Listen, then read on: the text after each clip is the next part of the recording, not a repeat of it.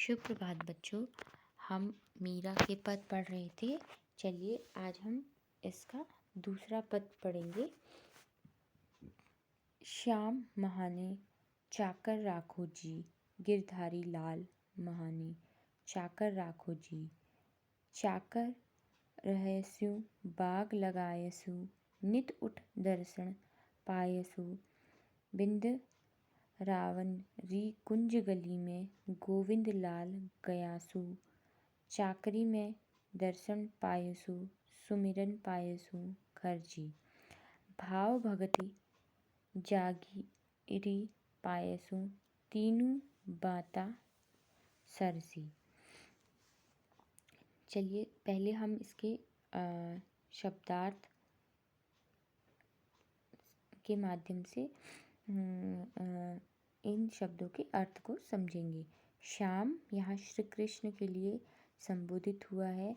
महाने यानी मुझे, हमें। चाकर यानी नौकर। रहस्यु रखकर। लगायसु लगाऊंगी, नित हमेशा। दर्शन पायसु यानी दर्शन पाऊंगी। वृंदावनरी वृंदावन की। कुंज यानी संकरी। गयासु गाऊंगी, खर्ची जेब खर्च। लीला विविध रूप। सुमिरन याद करना, स्मरण। जागीरी जागीर साम्राज्य। तीनों बाता बातें। सरसी अच्छी से अच्छी पूरी हुई।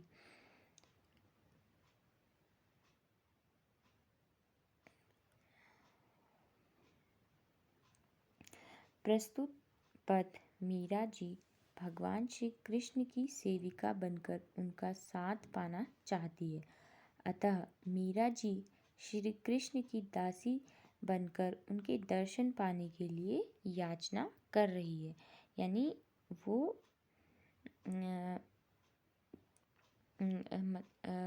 मीरा जी कृष्ण के दर्शन पाने के लिए इतनी व्याकुल है या उनके भीतर इतनी तीव्र इच्छा है कि वो उनकी नौकर बनकर भी रहना चाहती है। मीरा जी श्री कृष्ण की भक्ति में इस प्रकार लीन है कि उनके दर्शन पाने के लिए वो नौकर बनने के लिए भी तैयार है। मीरा जी कहती हैं, हे प्रभु श्री कृष्ण, आपसे मेरा सप्रेम निवेदन है कि आप मुझे अपनी दासी बना लीजिए। मीरा जी यह बात दोहराती हुई कहती है कि हे गिरधारी, मुझे अपनी दासी के रूप में सेवा का अवसर प्रदान करें। मैं आपके लिए बाग लगाऊंगी, तो इसी बहाने मुझे आपके दर्शन का सौभाग्य प्राप्त होगा और वृंदावन की कुंज गलियों यानी संकरी गलियों में गोविंद का लीलागान करते हुए अपने जीवन को सफल बनाऊंगी। आपकी सेवा से मुझे आपके दर्शन व स्मरण का लाभ होगा। मुझे वेतन के रूप में श्री कृष्ण के दर्शन एवं स्मरण मिलेंगे। अर्थात आप मुझे वेतन के रूप में अपना नाम सुमिरन करने के लिए देंगे। यानी वो ये कहती है कि आप मुझे वेतन के रूप में अपना नाम स्मरण करने का अवसर प्रदान करें। अतः भक्ति भाव से बड़ी जागीर भला मेरे लिए क्या हो सकती है। इस प्रकार प्रभु के दर्शन, स्मरण और भक्ति भाव तीनों बातों में मेरे जीवन में रच बस जाएंगी। यानी स्मरण और भक्ति भाव यानी प्रभु के दर्शन, स्मरण और भक्ति भाव, ये तीनों मिलकर उसके जीवन में रच बस जाएंगे। अगला है, मोर मुकुट पीतांबर सोहे, गल वैजंती माल। वृंदावन में धेनु चरावे, मोहन मुरली वाला। ऊंचा ऊंचा महल बनावा, बिच बिच राखूं बारी। सावरिया रा दर्शन पायसु, पहर कुसुम्बी साड़ी। आधी रात प्रभु दर्शन दीजियो, जमनाजी रे तीरा, मीरा रा प्रभु गिरधर नागर, हिवड़ो घणो अधियारा। यानी पीताम्बर पीला वस्त्र धारण करने वाला यानी श्री कृष्ण, सोहे सुशोभित हैं, गले में जमुना जी यानी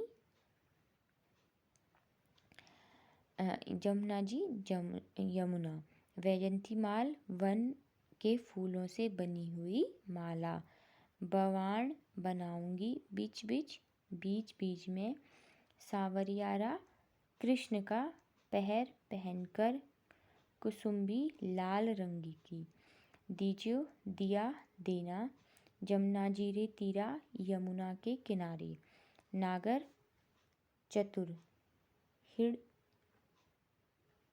हिवड़ो हृदय में दिल में, घणो अधियारो यानी अधिक व्याकुलता।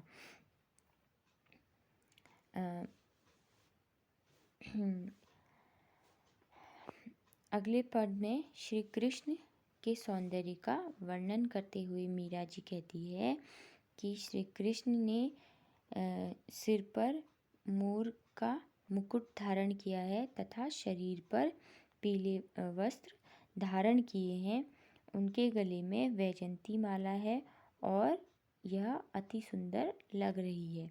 ऐसे श्री कृष्ण वृंदावन में बांसुरी बजाते हुए गायों को चराते हैं। वृंदावन में गाय चराते हुए जब वह मोहन मुरली बजाता है तो सबका मन मोह लेता है। मीरा कहती है कि मैं बगीचों के बीच ही ऊंचे ऊंचे महल बनाऊंगी और कुसुम्बी साड़ी पहनकर अपनी प्रिय के दर्शन करूंगी, अर्थात श्री कृष्ण के दर्शन के लिए साज सज्जा करूंगी। मीरा कहती है कि हे मेरे प्रभु गिरधर स्वामी, मेरा मन आपके दर्शन के लिए इतना बेचैन है कि वह सुबह का इंतज़ार नहीं कर सकता। मीरा चाहती है कि श्री कृष्ण आधी रात को ही जमुना नदी के किनारे उसे दर्शन देकर उनका दुख हर ले। अंत में मीरा कहती है कि वह अपने प्रिय श्री कृष्ण के दर्शनों की प्यासी है। यानी अगर हम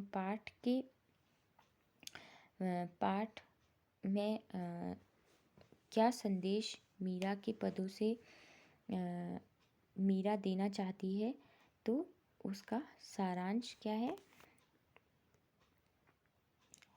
अपने इष्ट देव के प्रति भक्ति भावना तथा समर्पण भाव उत्पन्न करना। यानी यदि हम किसी की भी भक्ति करते हैं तो हमारे भीतर क्या होना चाहिए? पहला भक्ति भाव और दूसरा समर्पण भाव। ठीक है।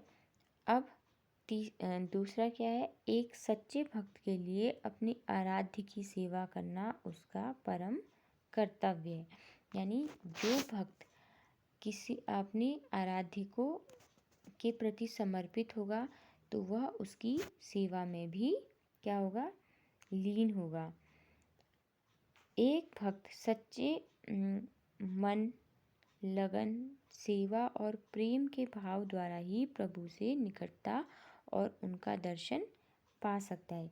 यानी कि सच्चा भक्त वही होगा जो समर्पण करेगा, जो अपने भक्त आराध्य की सेवा को अपना परम कर्तव्य मानेगा, मन में उसके लगन, सेवा और प्रेम के भाव होंगे तो तभी वह अपने ईश्वर का दर्शन पा सकेगा। पहले पद की अगर हम पुनरावृत्ति करें तो पहले पद में निम्न बिंदु थे: अपने आराध्य देव श्री कृष्ण से कष्ट दूर करने की प्रार्थना, विभिन्न उदाहरणों के माध्यम से ईश्वरीय कृपा की याद दिलाना तथा उनके विभिन्न रूपों का वर्णन करना, द्रौपदी की लाज बचाई, भक्त प्रहलाद एवं नरसिंह अवतार का वर्णन, मगरमच्छ के चंगुल से ऐरावत हाथी को छुड़ाना। ठीक है। इस प्रकार पहले पद में ये प्रमुख बातों पर मीरा ने बल दिया है। अब हम दूसरे पद के महत्वपूर्ण बिंदुओं को देखेंगे। मीरा का सदैव अपने प्रभु की चाकरी अर्थात श्याम की सेवा में जीवन व्यतीत करने की इच्छा प्रकट करना। श्याम की नौकरी में बदले में स्मरण भाव भक्ति की जागीर पाने की लालसा। श्री कृष्ण के रूप सौंदर्य का वर्णन वृंदावन की कुंज गलियों में घूम घूम कर श्री कृष्ण का गुणगान करना, श्री कृष्ण के दर्शन पाने के लिए अधीर हो जाना। इस प्रकार मीरा प्रभु की भक्ति में लीन होना चाहती है, वो कृष्ण के दर्शन पाना चाहती है। चलिए बच्चों, मीरा के इन दोनों पदों का सारांश भी हमने जाना तथा पदों को हमने समझा। आज के लिए बस इतना ही।